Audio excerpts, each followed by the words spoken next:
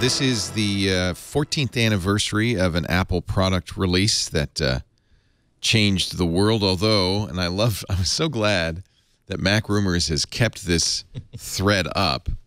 In October 23rd, 2001, Apple introduced the iPod. And if I were some of these people, I might be a little, I might be running and hiding my head, if not changing my handle. So this is the thread, and it's still up on MacRumors. Apple's new thing, iPod. And, well, it starts with Elite Macker saying, I poop, I cry. I was so hoping for something more. Weezer X80, who says, no, great. Just what the world needs, another freaking MP3 player. Go, Steve. Where's the Newton? What? What? What? What? Here's my favorite from Pants. Sounds very revolutionary to me. Sardonic pumpkin face. Hey, here's an idea, Apple. Rather than entering the world of gimmicks and toys, why don't you spend a little more time sorting out your pathetically expensive and crap server lineup? Okay, he has a point there. For 2001, he had a point. Or are you really aiming to become a glorified consumer gimmicks firm? Yes. Yes, as a matter of fact. They're really, really successful consumer gimmicks firm. I'd like to be a shareholder in their consumer gimmicks firm. I want something new. I want them to think differently. Why, oh, why would they do this? It's so wrong, so stupid. Meanwhile, Jim was there live blogging it. Jim, were you there live blogging this?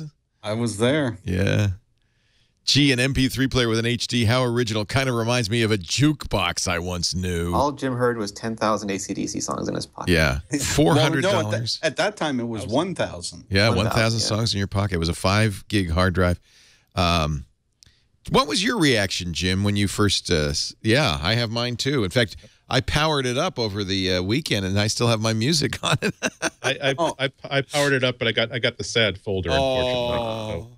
So we won't know what Andy was listening to in 2002, 2003. I was listening pretty much the same thing I'm listening to now, which is kind of sad. Yeah. So you're sitting there, Jim. Did you have... Was the rumor mill strong? We had to think secret and things like that back then. I'll admit, I was a bit shocked, too. You know, I don't know. It was just kind of a weird thing because it was this. We recognize now that it was the start of something pretty amazing, revolutionary for Apple. Yeah. But at that time, you were thinking, huh? You know, but they did have some, 1,000 songs where even the MP3 players at that time from Creative would basically hold a CD, so it was different. It was different. You weren't sold with right out of the box. They're huge. I mean, they're the size of a Discman. Yeah. Yeah. Once you get your hands on them, and put the songs on there and started using it, then you could say, oh, okay, I kind of get this now. But we had no idea where Steve was taking Apple at that time, and if we knew that there was going to be a music store and videos and all of this stuff, then everything would have made more sense. But he kind of laid it out for us bit by bit over the next few years. Somebody recently made the point, which I think is quite interesting, that Apple pioneered the, there's this thinking among startups that you should do the minimal viable product in software, and then let it out into the world and let people play with it, and then see where it's going to go. And somebody pointed out, in some ways that's what Apple did with the iPhone, and you might even say that with the original iPod. This was the minimal viable product. Now let's see what happens, so we can iterate on this. FireWire. It is fairly big and heavy compared to something like the iPod. It wasn't the Nano. It was the littler Mini. The Mini was the one that really took off, right?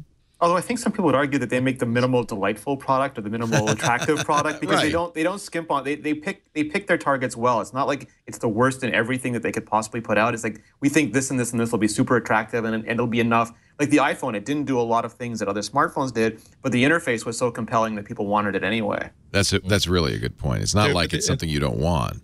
Yeah, and there's so many things about this that are just so classic Apple. Right. Like, I mean, this is a music player.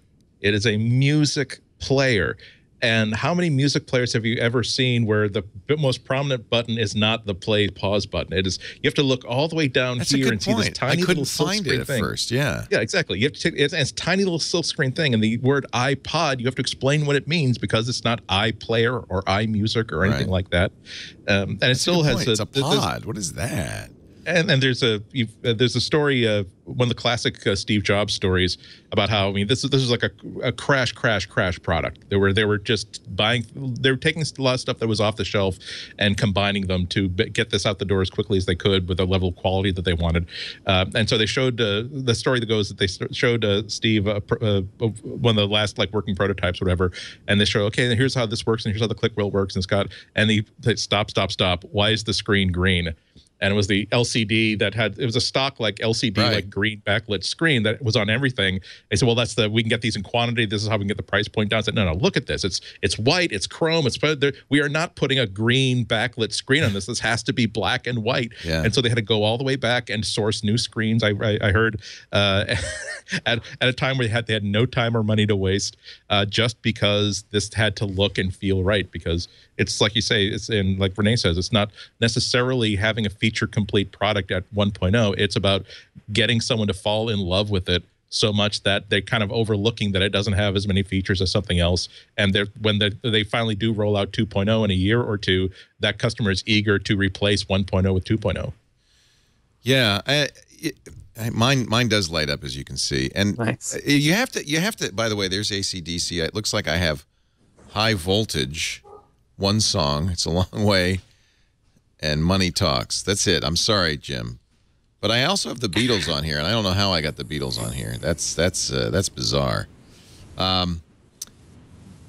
You have to put this in context. This is 2001. Cell phones were flip phones. This was I think design-wise was pretty striking. But and the other context, of course, is the state of the art in MP3 players at the time was awful. We were all very excited about MP3s and the idea of having a hard drive, the Nomad, and I have actually, well, it's also in my. I don't want to keep sending the staff running to my my closet here, but I have one of the original car player MP3s, and these things, you put the hard drive in the trunk. Yeah. So this is a hard drive based MP3 player you're holding in the palm of your hand. I think that felt pretty revolutionary at the time. Toshiba 1.5, right? Yeah, I think it was those Toshiba little matchbook-sized hard drives. In fact, that's why they stopped. Isn't that why they stopped making the Classic? Is because they could no longer source the hard drives. So times have left this amazing device behind. But boy, for the time, it was pretty incredible. I did not go to the event. I was working on the site at MSNBC, I think. Or maybe it was at Tech TV at the time. I remember Jim Louderback coming back with one of these and saying, look. I was, wow, that's cool.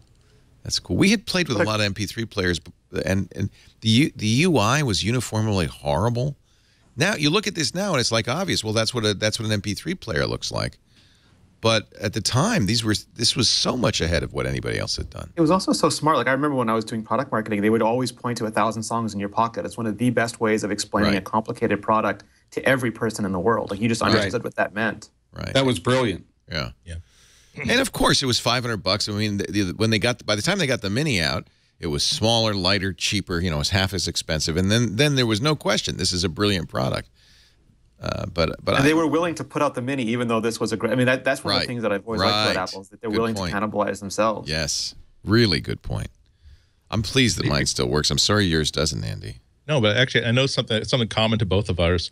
Like, can you imagine an Apple device that they would delay this another 5 years to make sure that the screen does not look all scratched up like the back. Look at the back. Is all like engraved and scratched up. Yeah. It makes you think about how much engineering at Apple goes into just making sure they're choosing a surface that will continue to look good 2 or 3 years later. Well, and those were hard-learned lessons, for a frankly. while too. They hadn't made devices that people put in their pockets with their keys until now. I was just saying, my original iPod Touches, they all had a very similar back, and they're all like very Indiana Jones now at this point too. Yeah. Pretty cool stuff. It's a nice nice memory, and thank you, MacRumors, for keeping that thread up so we can embarrass a few people. To their credit, said, "No, what are you talking about? That's a hard drive in there. That thing is amazing." I would like to see a post where somebody said, I'm going to buy Apple stock right now because this is going to be huge. Yeah.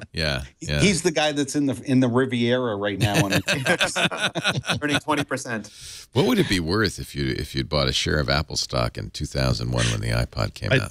I try not to do that math. I know. I still remember 12 3/8. That was what Apple stock was at when I was urging all of my friends, buy Apple stock. I can't buy it myself, but I'm telling you, it's going to turn around big. Yeah, I don't do that bad. I had money that I could have spent. I try not. You wouldn't to do need that this whole journalism gig, Andy. This whole journalism thing